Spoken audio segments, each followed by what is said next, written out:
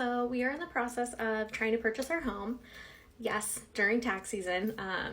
Timing is impeccable. So we've been meeting with our lender. I've been emailing him like millions of questions that I have, and I just wanted to share some of the things that he's told me that have been the most useful. So my husband and I are both self-employed, and as a tax preparer, I already knew that we were going to need 2 years minimum of tax returns because otherwise you're not eligible for an FHA loan. Something that I didn't know was that they don't just look at your income on your most recent tax return. If you've been self-employed for less than 5 years, then they take the average of those 2 years of tax returns to tell you what your monthly income is.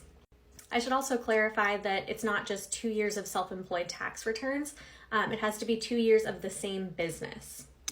And that has been kind of throwing people off because a lot of people took a break from self-employment or their normal form of income during COVID. So if you're self-employed, just be aware right off the bat, they're going to want to see those 2 years of self-employed tax returns with the same business. And instead of just looking at, your business's most recent earnings on that most recent tax return, they're going to average them out. However, and this information was super useful to me, especially as a tax person, they're not just looking at your net profit from your businesses on the Schedule C. There are a few categories that actually get added back into that. And financially literate girlies don't gatekeep, so I'm going to tell you what they are. I don't know if I'm supposed to do this, so Jacob, my mortgage lender, if you're watching this, I'm sorry. So one expense category that actually gets added back into your net profit and increases your income is the home office deduction. Another one that gets added back in is your mileage. So if you drove for work and you took the standard mileage deduction, that gets added back into your net profit. And the last one that he pointed out to me is depreciation.